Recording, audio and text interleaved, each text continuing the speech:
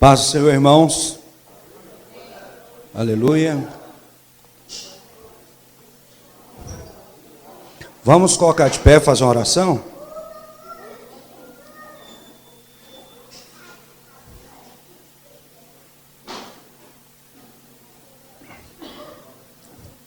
Senhor Deus e Pai Celestial, no nome de Jesus, ó Pai, nós estamos aqui para aprender da Tua Palavra. Senhor, o Seu Filho, Jesus Cristo, Pai, ensinava como de costume nas sinagogas. Ele ensinava pelo Espírito, Ele dava mandamento pelo Espírito.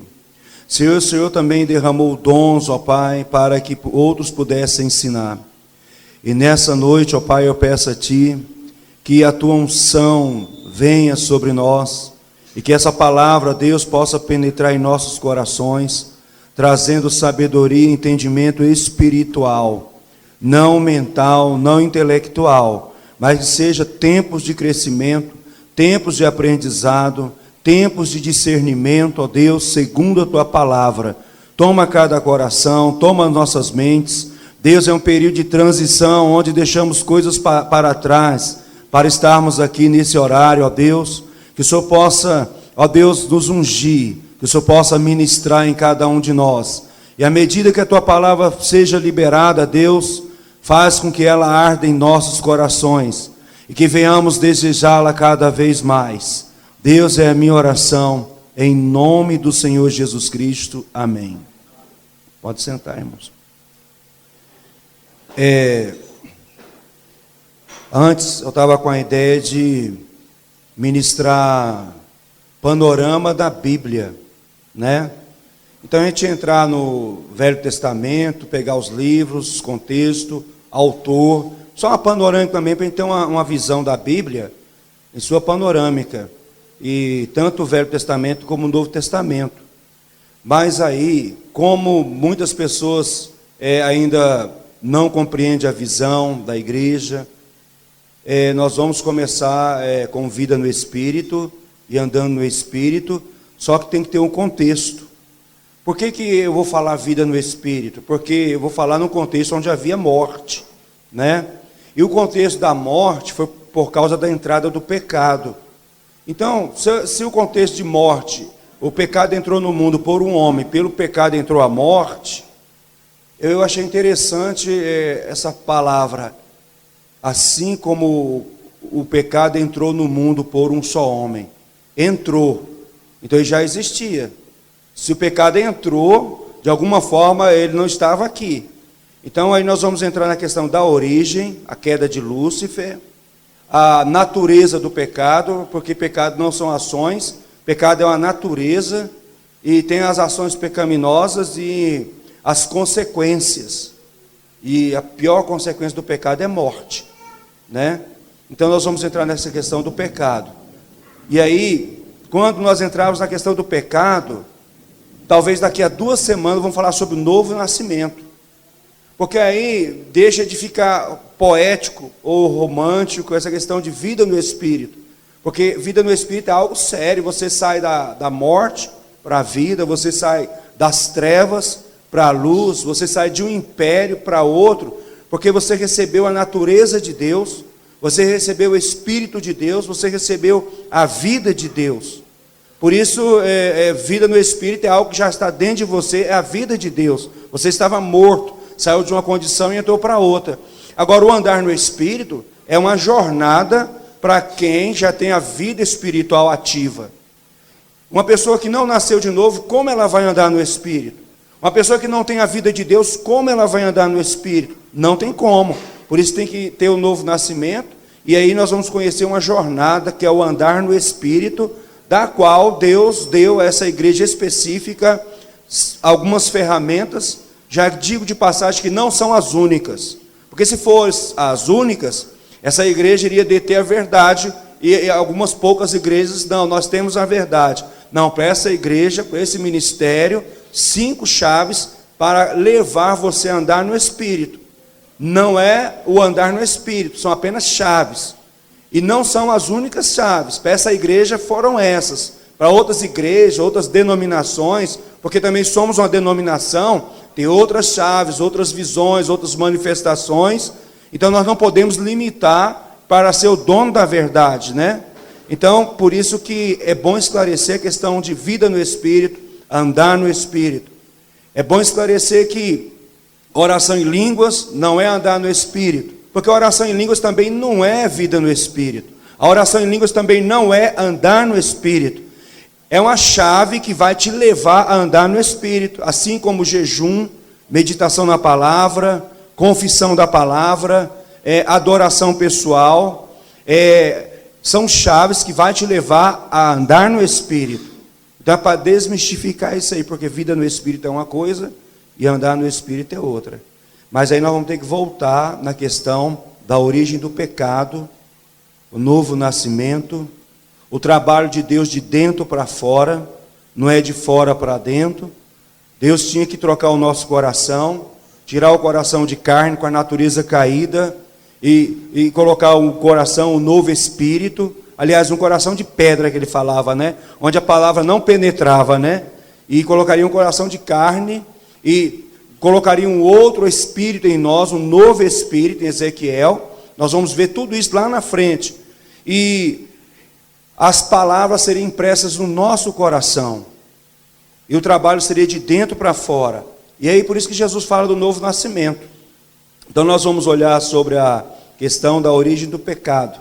Abra suas Bíblias lá em Gênesis 3,14. E esse estudo ele é muito profundo. 3, versículo 14. E depois Romanos capítulo 5, versículo 2. A Bíblia refere-se a um evento nos recônditos mais distantes do tempo. Então a Bíblia vai referir a um evento, além da experiência humana, quando o pecado se tornou realidade.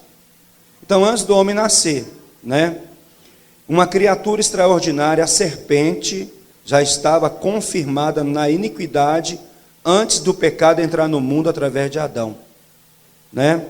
Aí Gênesis 3,14 vai falar assim: então o Senhor Deus disse à serpente: visto que isso fizeste, maldita és entre todos os animais domésticos, e o és entre todos os animais selváticos.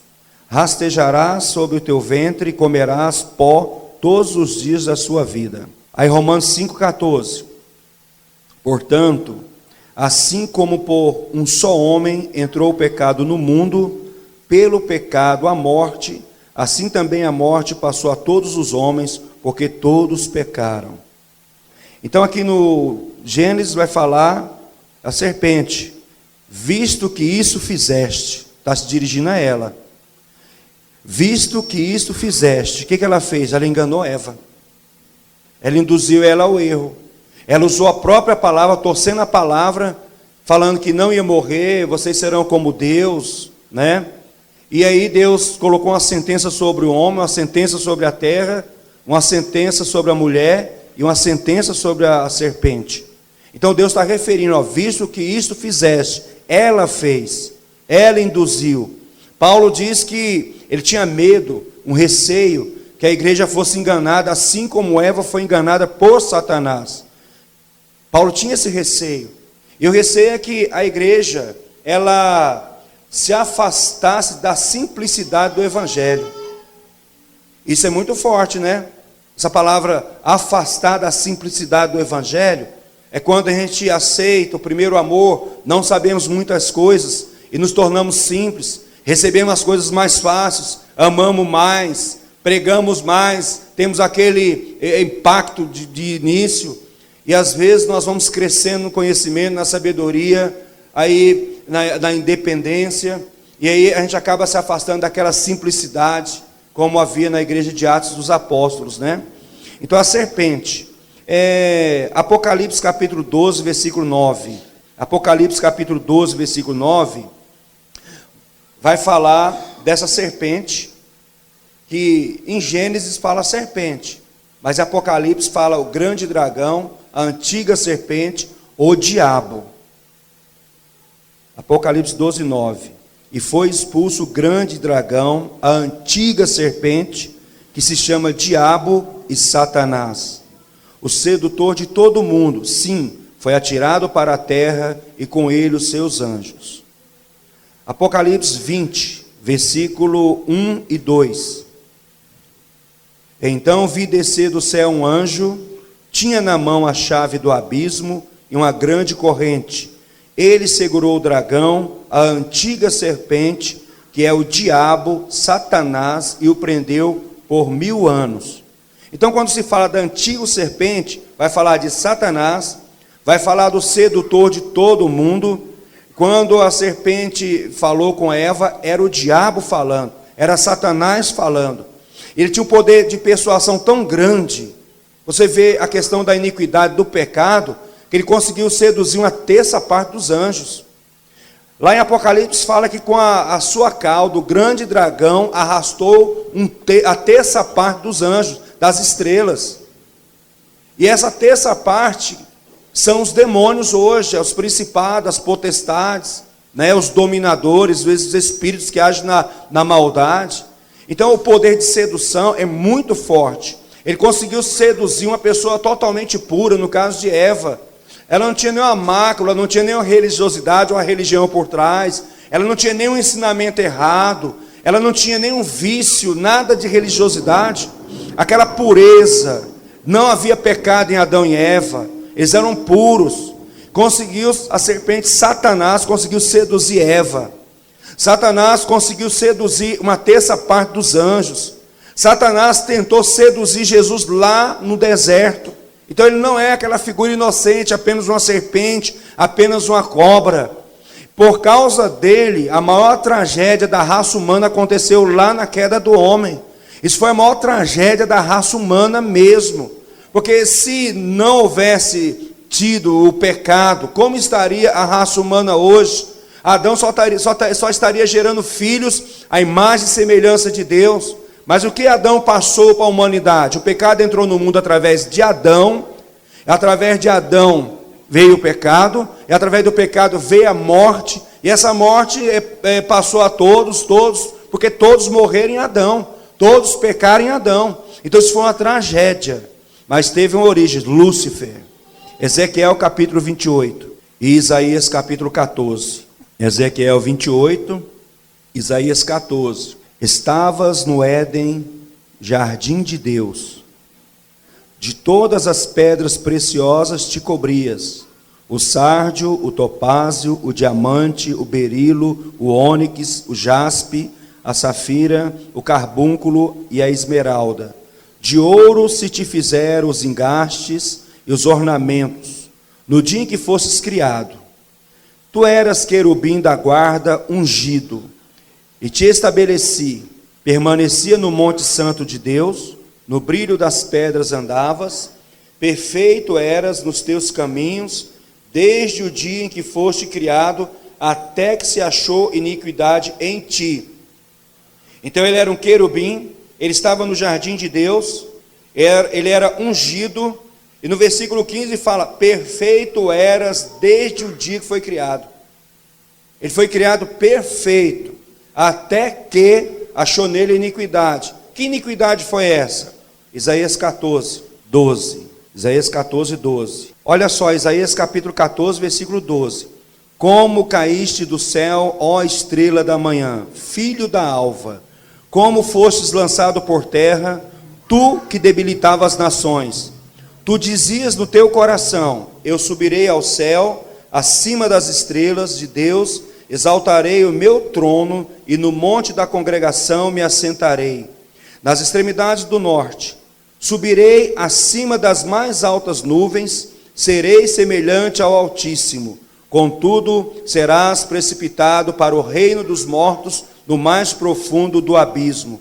Por que ele caiu? Serei semelhante ao Altíssimo, subirei acima das estrelas. O orgulho. Então ele caiu por causa do orgulho.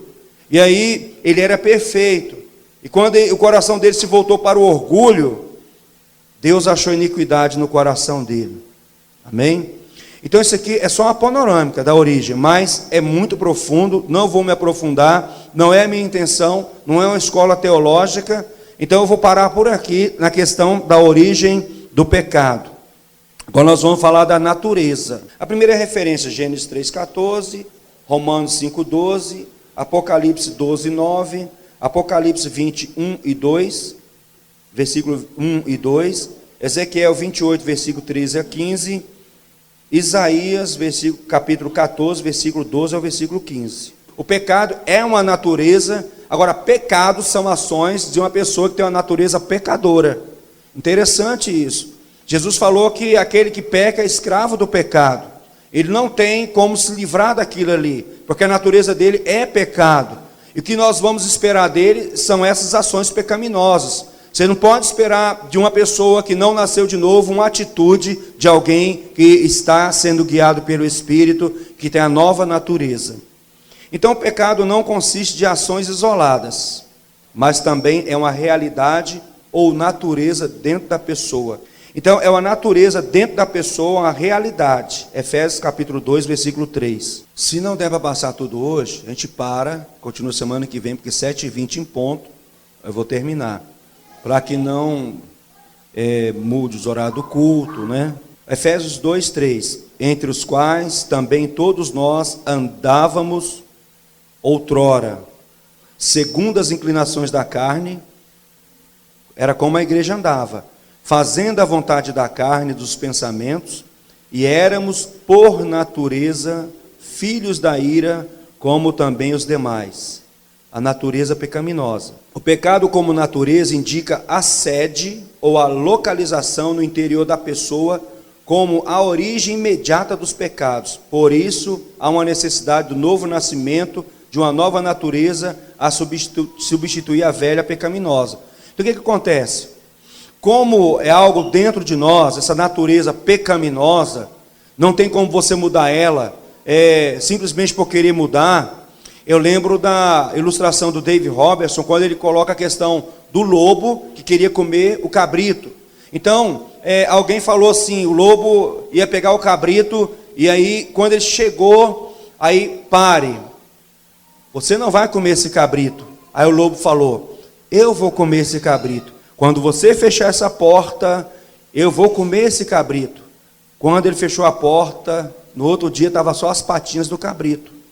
Então, não tinha como você pegar e exigir de um lobo, um predador, que não comesse o cabrito, a não ser que você mudasse a natureza do lobo para que não fosse predador. A exemplo disso, irmãos, eu não confio em nenhum animal selvagem para botar dentro de casa. Pode dar um leão, eu vejo as pessoas brincando com leão, com crocodilo, com tudo aí. Chega uma hora que a natureza vai se manifestar. Tem casos aí de tantas pessoas sendo atacadas por leão, que já foram domados, e assim por diante. A natureza é a natureza. O lobo, ele vai querer pegar o cabrito. Então, a mesma coisa. Não tem como você querer exigir, principalmente de um parente, de um familiar, que ele mude as suas atitudes, sem que a natureza dele por dentro seja mudada. Não tem como. Você exigir uma pessoa que está escrava de algo, não, olha, tem que mudar o padrão, tem que mudar o comportamento, se aquela natureza dele é pecaminosa e não foi transformada. Para nós é fácil ser flexível, refletir, ter esse conhecimento, mas para a pessoa que não nasceu de novo, é impossível, porque aquele que peca, ele é escravo do pecado. Por isso que Jesus falou para Nicodemos, importa-vos nascer de novo. João capítulo 3, ele fala, importa-vos nascer de novo. 1 Pedro 1, 23. Então vamos ler João 3, capítulo 3. João capítulo 3, versículo 3 ao versículo 7. E depois 1 Pedro 1, 23. Nesses dois textos você vai ver a necessidade do novo nascimento. Nesses dois textos você vai ver que a obra é feita de dentro para fora. Não é eu assumir uma religião, é eu ter uma experiência com a palavra de Deus e nascer de novo. Olha só, João 3, a isto, versículo 3, respondeu Jesus, em verdade te digo, que se alguém não nascer de novo, não pode ver o reino de Deus. Perguntou-lhe Nicodemos, como pode um homem nascer sendo velho? Pode porventura voltar ao ventre materno e nascer segunda vez?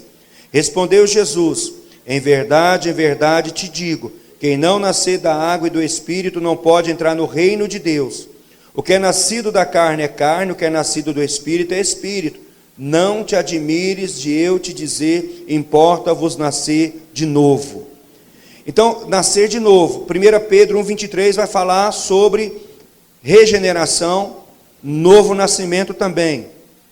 Pois fostes regenerados, não de semente corruptível, mas de incorruptível, mediante a palavra de Deus, a qual vive e é permanente. Então, 1 Pedro 1,23 fala desse nascimento.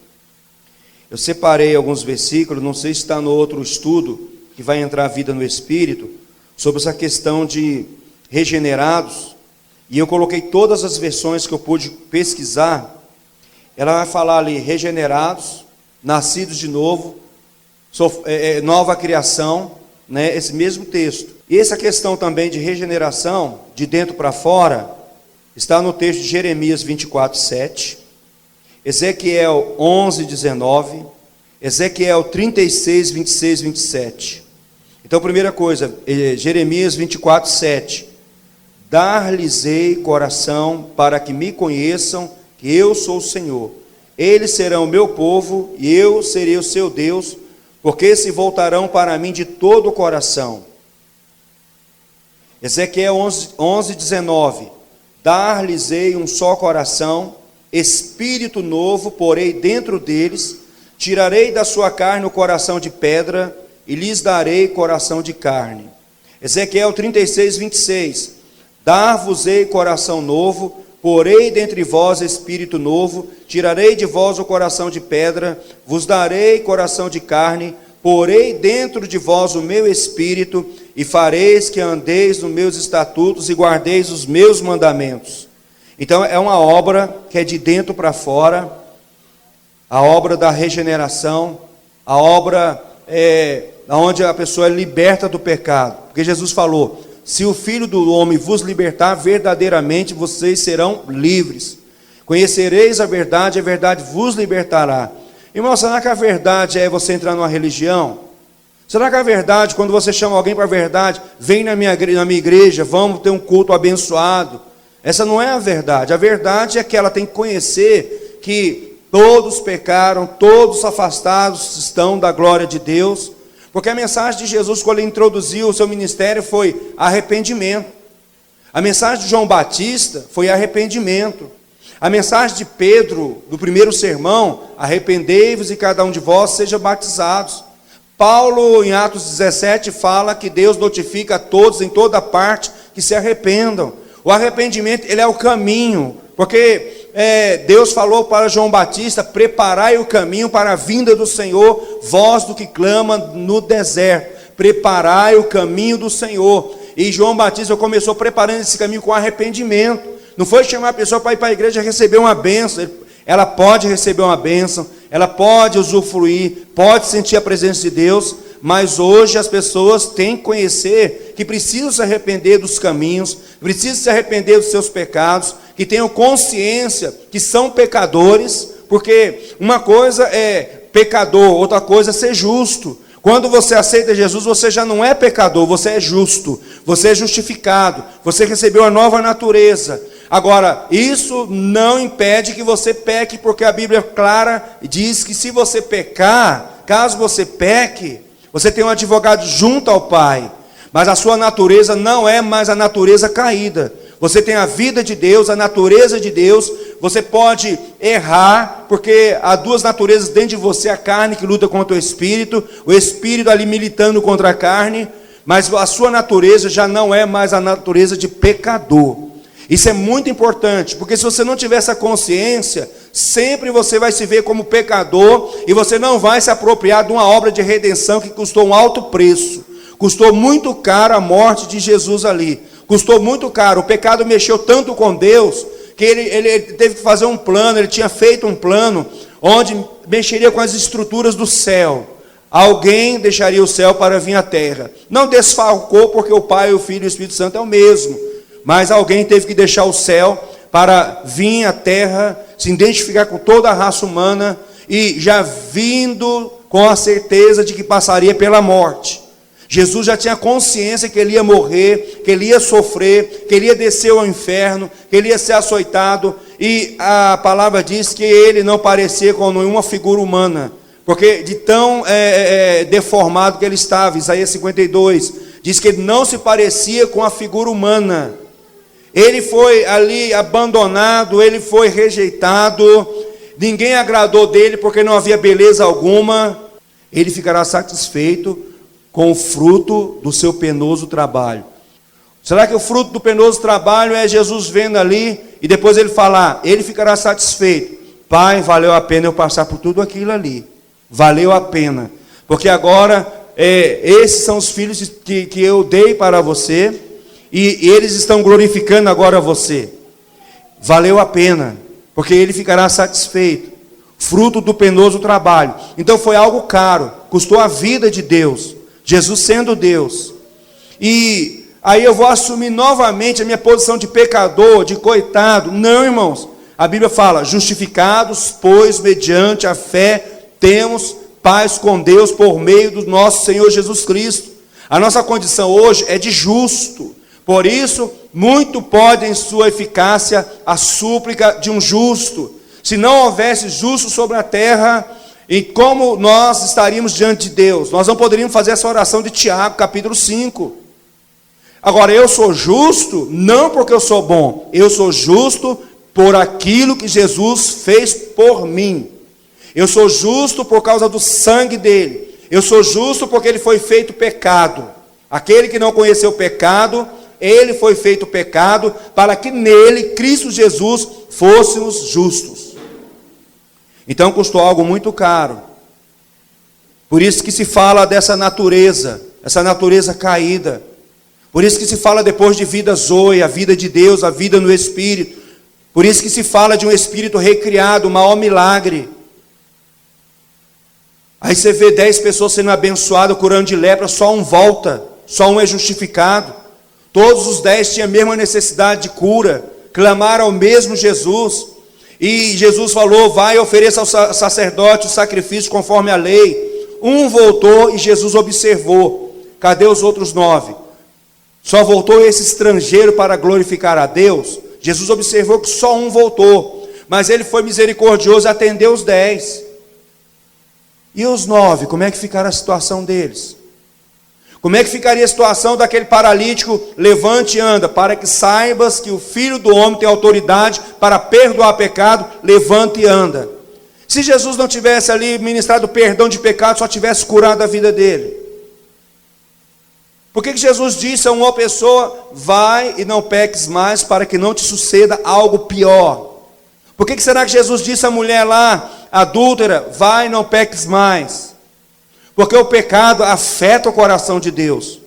Nós vamos chegar lá na frente, que vai falar que Deus odeia o pecado. Por causa do pecado, todo um plano teve que ser elaborado. Deus, vendo o próprio Filho na cruz ali, ele fala, olha, esse é meu Filho amado, em quem eu tenho prazer, eu tenho alegria, eu tenho gozo. Imagina o seu filho, você tem prazer, tem alegria, mas você sabe o destino dele. O destino dele, não por culpa dele, ele não fez nada, não cometeu pecado, não conheceu pecado, ele foi por amor, ele foi voluntário, eu vou morrer pelo homem. Deus falou que ele iria também por causa do amor. Deus amou o mundo de tal maneira que deu. Tudo isso envolveu o amor. Se não fosse o amor de Deus, Jesus não teria vindo à terra e toda a raça humana estaria debaixo de condenação eterna, irmãos. 80 anos aqui nessa terra é um sopro. 80 anos você curtindo a vida, vivendo do bom e do melhor, é um sopro. Agora, quando se fala de eternidade, você vê o peso do pecado. Quando se fala da separação do pai com o filho, você vê o peso do pecado. Quando se fala da consequência do pecado, que é morte. O salário do pecado é morte. Mas o dom gratuito de Deus é a vida eterna. De graça, vida eterna. O salário é morte. O dom é vida eterna. Então, quando se fala de consequência de pecado, é porque o pecado afeta, o pecado destrói, o pecado mata. Romanos capítulo 7, versículo 5. Porque quando vivíamos segundo a carne, as paixões pecaminosas postas em realce pela lei, operavam em nossos membros a fim de frutificarem para a morte. Quando vivíamos segundo a carne, essa é a versão revista atualizada, linguagem de hoje. Pois quando vivíamos de acordo com a nossa natureza humana, já mudou, os maus desejos despertados pela lei agiam em torno de todo o nosso ser e nos levavam para a morte. NVI, pois quando éramos controlados pela carne. Revista atualizada, vivíamos segundo a carne.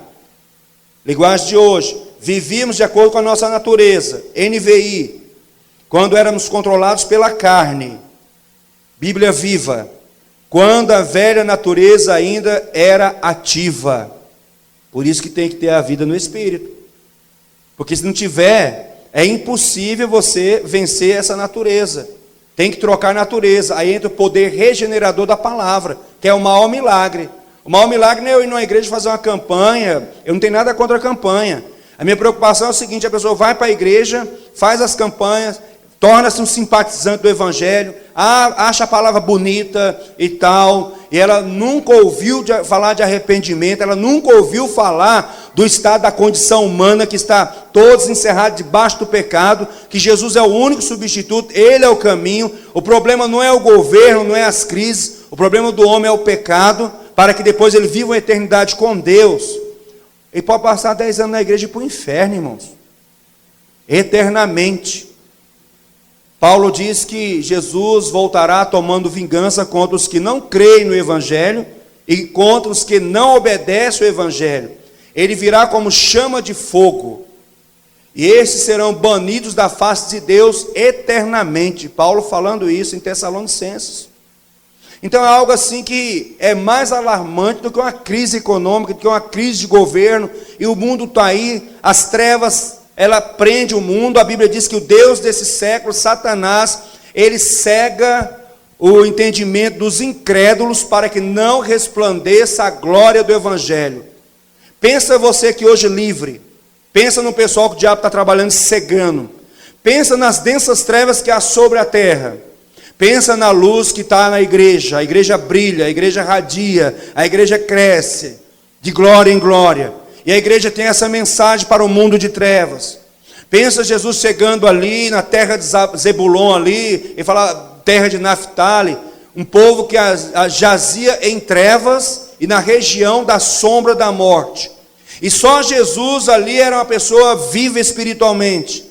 Ele falava assim, olha, um povo que jazia em trevas e que habitava na região da sombra da morte. Então assim, isso é grave para a raça humana. E por isso que ele fala que quando a velha natureza ainda estava ativa, havia desejos pecaminosos agindo dentro de vocês, dando-lhes vontade de fazer tudo aquilo que Deus não quer, produzindo obras pecaminosas, o fruto podre da morte. Essa é a versão da Bíblia Viva, né? Aí vem Romanos 8,13 para encerrar. Porque se viverdes segundo a carne, caminhais para a morte, mas se pelo Espírito mortificardes os feitos do corpo, certamente vivereis.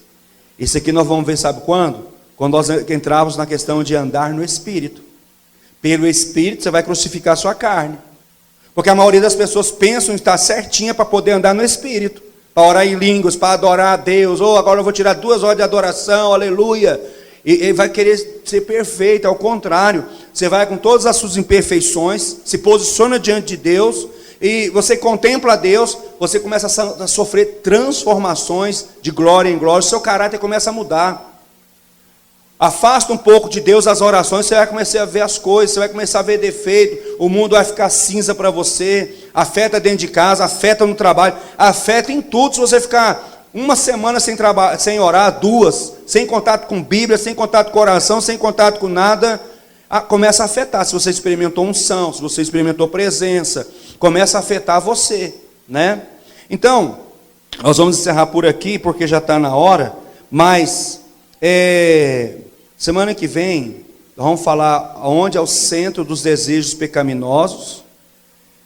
Não se deve confundir tentação com pecado. Você pode ser tentado, isso não quer dizer que você pecou, né? Jesus foi tentado. E algumas descrições de atos pecaminosos, né? E por fim, as consequências do pecado.